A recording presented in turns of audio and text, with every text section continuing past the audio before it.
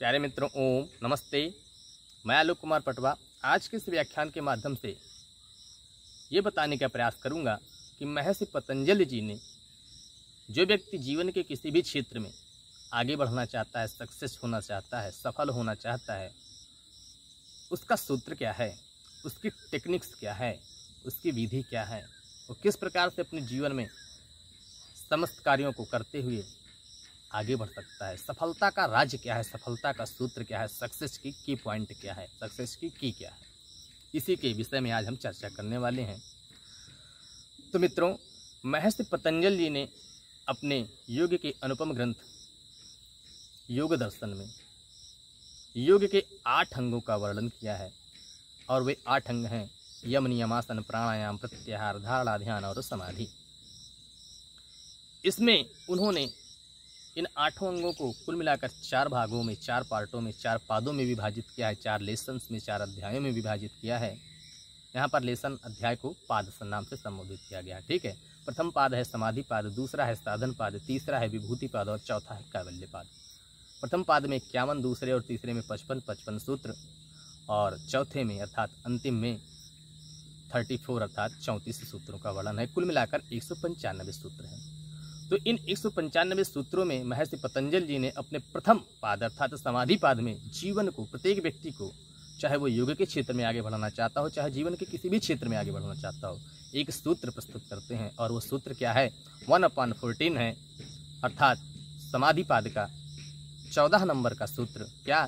सतु दीर्घकाल नैरंतर्य सत्कारा सेवितो दृढ़ भूमि।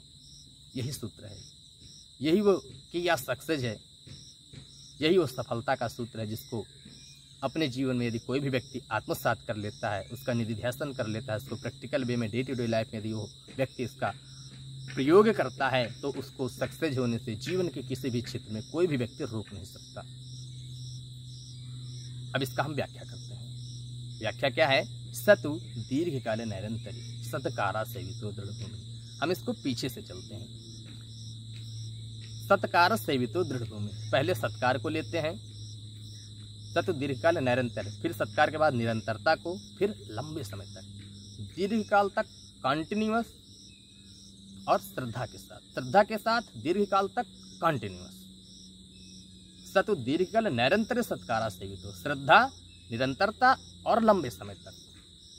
जो व्यक्ति किसी भी क्षेत्र में जीवन का, चाहे वो योग का क्षेत्र हो, चाहे वो आध्यात्म का क्षेत्र हो, चाहे वो कृषि का क्षेत्र हो, चाहे पढ़ाई या लिखाई का क्षेत्र हो, चाहे किसी व्यवसाय का क्षेत्र हो, जो भी व्यक्ति, जो भी पुरुष, जो भी माता बहनें, जो भी स्त्री पुरुष, बच्चे, विद्यार्थी, किसान, राजा या कि कोई भी व्यवसायी यदि किसी भी क्षेत्र में बढ़ना चाहता हो तो सबसे पहले उसको वो श्रद्धा उत्पन्न करनी होगी। क्यों? क्योंकि जब श्रद्धा उत्पन्न होगी तभी व्यक्ति उसको निरंतरता के साथ करेगा।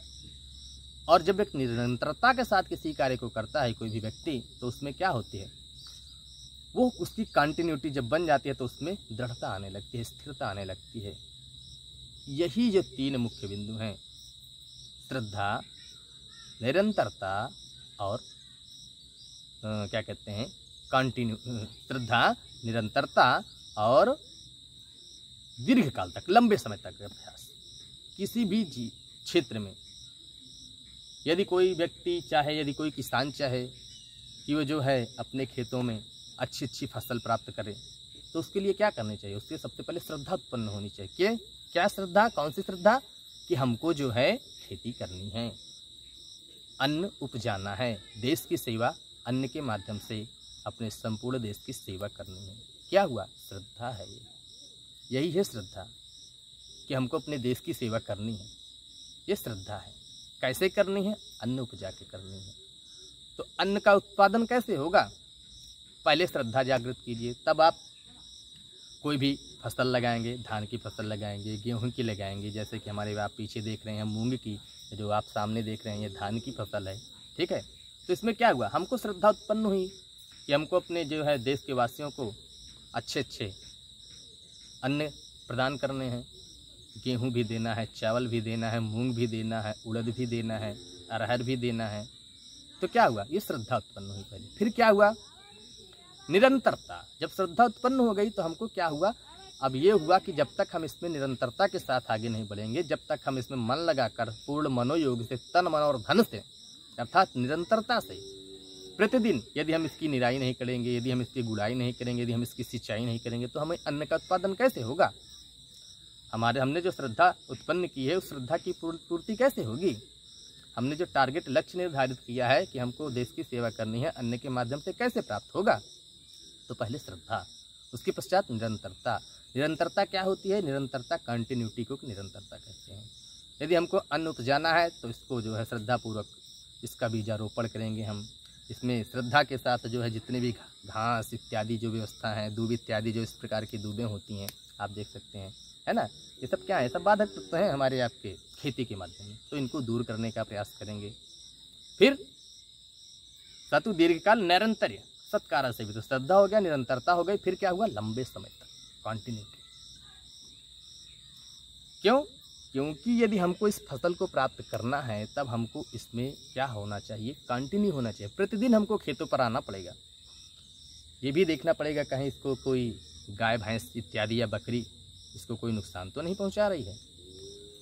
तो इसी प्रकार से प्रत्येक व्यक्ति को, यदि कोई विद्यार्थी है, यदि कोई योग का योगार्थी है, तो क्या होना चाहिए? मान लीजिए कोई योग का विद्यार्थी है, यदि योग का जिज्ञासु साधक है, पिपासु साधक है, तो उसको क्या होना चाहिए? श्रद्धा पहले होनी चाहिए कि हमको योग करना है, योग के माध्यम से अपने शरीर को जो है बलिष्ठ बनाना है, निरोगी बनाना है ना, इसको जो है राष्ट्र के हित के लिए, विश्व के परमार्थ के लिए लगाना है। तो क्या हुआ? जब श्रद्धा उत्पन्न हुई तभी हम आप इसमें आगे बढ़ेंगे। तो सबसे पहले श्रद्धा आवश्यक है, उसके बाद क्या है? निरंतरता। सतु दीर्घकाल नैरंतर्य सत्कारा से भी तो जरूरी है। यदि हमको योग करना है तो उसको कंटिन्यू करना है, डेली करना है, प्रतिदिन करना है। ये नहीं आज हमें जो है थोड़ी सी तकलीफ हो गई, आज हमने तो एक आध दो आसन प्राणायाम किया, हमारा शरीर दर्द करने लगा, हमने कंटिन्यूटी छोड़ दी, योग का अभ्यास करना छोड़ दिया, आसन का अभ्यास करना छोड़ दिया, प्राणायाम का अभ्यास करना छोड़ दिया, मुद्रा का अभ्यास करना छोड़ दिया, तो क्या होगा? बाधा उत्पन्न हो जाएगी। इसलिए कहा कंटिन्यूटी, निरंतरता आवश्यक है। किसमें? साधना को परिपूर्ण करने में, चरम लक्ष्य की प्राप्ति में। ठीक है, हमको योग सीखना है, योग करना है, अच्छी बात है, श्रद्धा से कीजिए, निरंतरता के साथ कीजिए, प्रतिदिन कीजिए। आप ये नहीं कि आज आप 2 मिनट के लिए योग मैट पर चले गए, योग की चटाई पर चले गए तो आप 2-3 दिन गैप मार दिए, ऐसा नहीं होना चाहिए। निरंतरता आवश्यक है, कंटिन्यूटी आवश्यक है। ठीक है, तो सतु दीर्घकाल निरंतर, श्रद्धा हो गई, निरंतरता हो गई, और दीर्घकाल तक। ये नहीं, दीर्घकाल से तात्पर्य क्या है?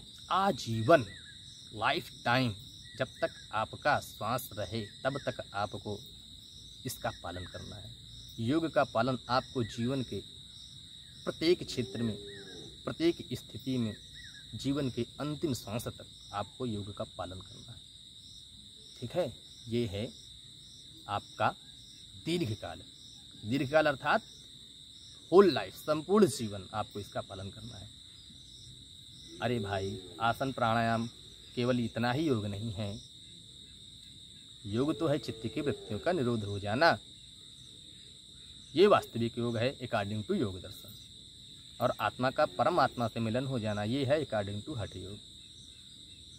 तो हमको किसी भी क्षेत्र में बढ़ने के लिए, जीवन के किसी भी क्षेत्र में सफलता प्राप्त करने के लिए श्रद्धा, निरंतरता और दीर्घकाल अत्यंत ही आवश्यक है। लंबे समय तक उसमें समय देना होगा, तभी हम किसी क्षेत्र में आगे बढ़ पाएंगे, तभी हम राष्ट्र की सेवा कर पाएंगे, तभी हम योग के माध्यम से अपने योग के जितने भी अपने रोग, अपने देश को, विश्व को निरोग बना पाएंगे, तभी हम विश्व गुरु बन पाएंगे, तभी हम दूसरे को योग की शिक्षा दे पाएंगे, तभी हम किसी भी व्यक्ति के शारीरिक या मानसिक कष्टों को हार पाएंगे। तो प्यारे मित्रों, इस प्रकार से हमने देखा कि जो भी व्यक्ति अपने जीवन के क्षेत्र में आगे बढ़ना चाहता है उसमें श्रद्धा, निरंतरता और दीर्घकालता का होना अत्यंत ही आवश्यक है। तो आशा करता हूँ ये वीडियो आप लोगों को अच्छी लगी होगी। यदि इस वीडियो के माध्यम से आपको तनिक भी, किंचित भी, थोड़ा सा भी यदि ज्ञान प्राप्त हुआ हो तो इस वीडियो के आप अपने फेसबुक फ्रेंड को, व्हाट्सएप ग्रुप में, फेसबुक ग्रुप में प्रेषित कर सकते हैं, ताकि योग की ये जो कंटिन्यूटी है, जो धारा बह रही है, ये निरंतर एक दूसरे से होते हुए आगे बढ़ती रहे। इसी शुभकामना के साथ सभी को ओम नमस्ते।